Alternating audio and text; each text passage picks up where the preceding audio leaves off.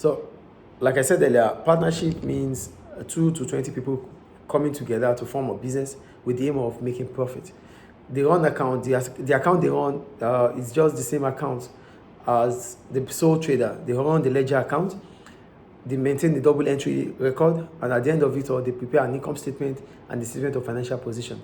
But what they do prepare afterwards is a profit and loss appropriation account. How they're going to distribute and share profit. That is what that account means. So now go to the advantages and disadvantages of partnership businesses. The first advantage is that additional finances are available. What does that imply? It implies that in partnership, a lot of, because it involves 2 to 20 people, that means they can contribute capital, they can contribute money into the business. Unlike a sole trader whose source of finance is just his own or her own personal savings.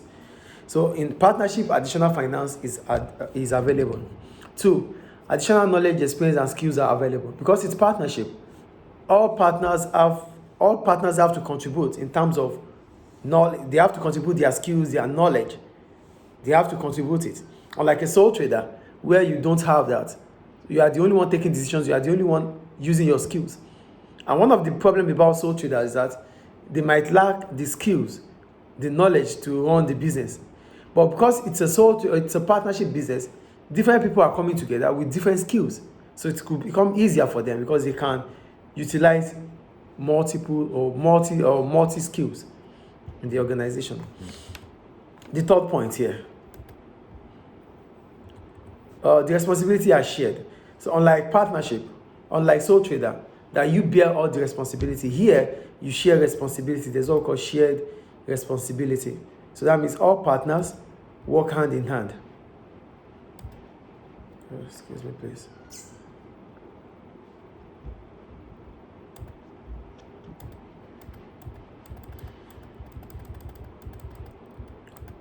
So all partners work hand in hand. That's what it means. So the fourth one, the risks are shared. In sole trader, you bear all the risk. But in partnership, the risks are shared amongst partners. The last point there is discussion can take place before decisions are taken.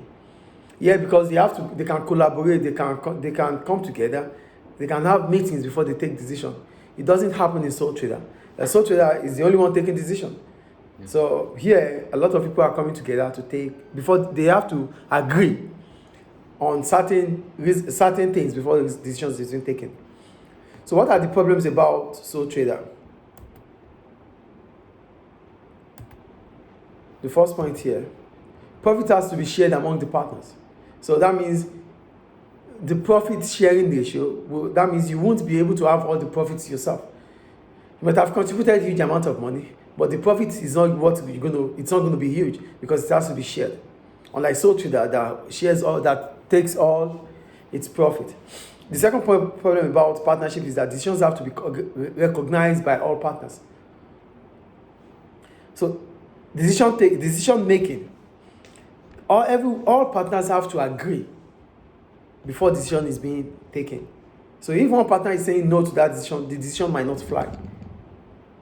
The third point, decisions may take longer to put into effect. It takes time because maybe there's even conflict. So what it means is that before they put decisions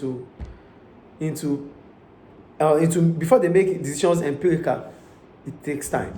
It's not like a sole trader that can decide on everything and immediately get it done. Yes. In partnership, they might have to go through the partnership deed to check what the partnership deed talks about that decision. So things takes time. Second to the last, disagreements can occur because we are talking about different people with different ideology, different motives, different. Okay, I'll come back to that.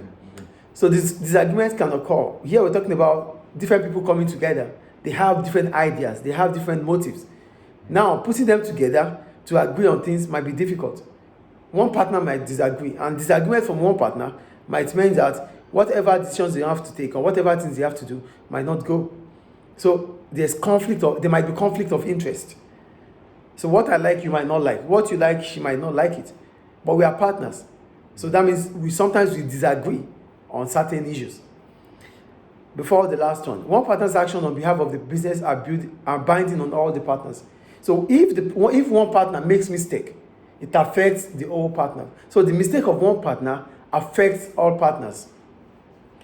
And the last point made there, all partners are responsible for the debts of the business. So a partnership is also unlimited liability. So the debts of the business can be transferred to the owners of the business. So each partners can lose even their personal wealth if the business runs into debt. Is it clear? So we'll go to partnership agreements. So when we talk about partnership agreement, we're talking about a document setting out the rules in which the business, but the partnership operations would go through. So we call it the partnership deed or deed of partners. So it's a document stating the operations of the partnership business. Are you with me? Yes. So although it is not legally necessary to draw up a partnership agreement, when forming a partnership, it is advisable to do so. Drawing up an agreement can avoid misunderstandings and argument later. The clauses of a partnership agreement cover many aspects of the business. Those related to the accountants usually include the following. It is not binded by partners to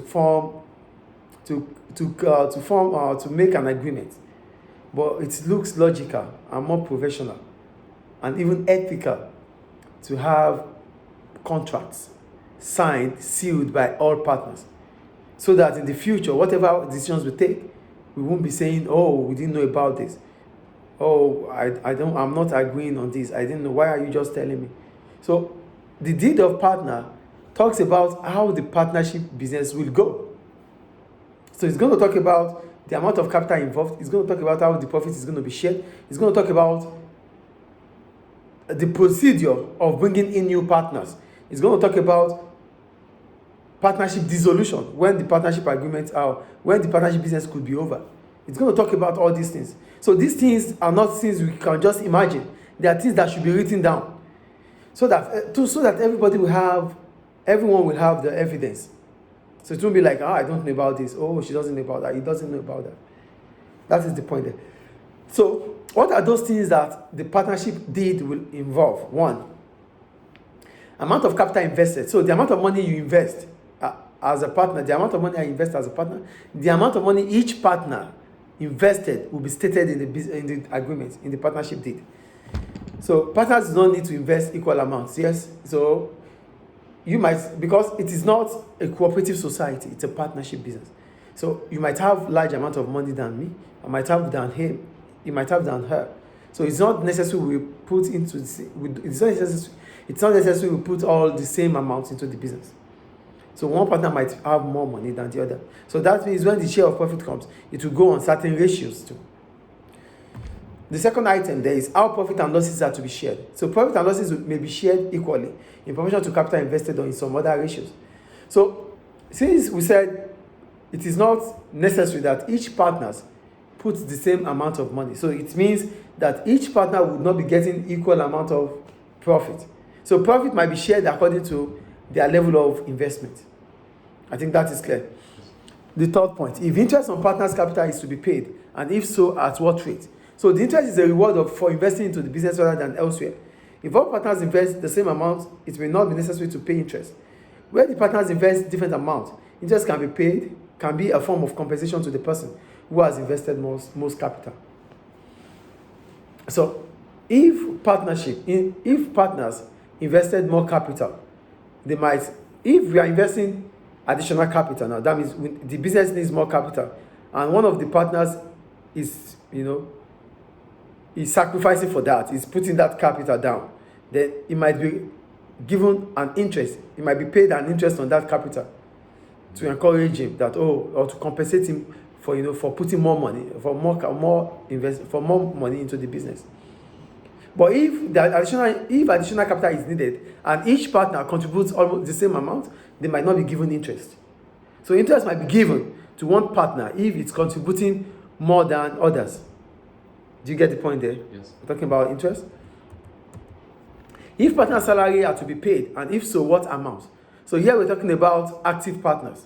Active partners are those partners that contribute capital into the business and at the same time they are working in that business. So that means they have to be paid salary. Mm-hmm. So if they have to be paid salary, the amount of salary that they are going to get will be stated in the partnership deed. I think that is clear. Yes. If an upper limit is to be placed on partner's drawing, and if so, what amount? Here we're talking about, because partners can contribute more capital into the business. At the same time, they can withdraw from the business. So if partners are going to be allowed to withdraw from the business, it will be written and it will be stated in the partnership deed. And at what rate will their interest be paid? It will be stated. And what amount will they be able to get? It will be stated in the partnership deed. If interest, they talked about it. So if partners, in the course of taking money from the business or goods for personal use, they have to pay interest, it will be stated in the partnership deed. I said that already. Right? Yes. And the last one. If interest on partners' loans is to be paid, and if so, at what rate? He said, if extra finance is required, a partner may make a loan to the business. To compensate for the loss of interest, they could otherwise earn interest on the loan may be paid. Interest on loan may be paid. Like, there's a difference between giving a loan to the bank and adding capital to the bank. Capital is additional money to the business. But when you take a loan, that means you have to pay back the loans. Yes. So, as businesses, as partners, you might decide to loan your company. So if you are giving a loan to your company, then it has to be decided if interest has to be paid on that loan or not, and at what rate. So these are all that it contains. These are all what partnership deed contains. Is it clear? Yes.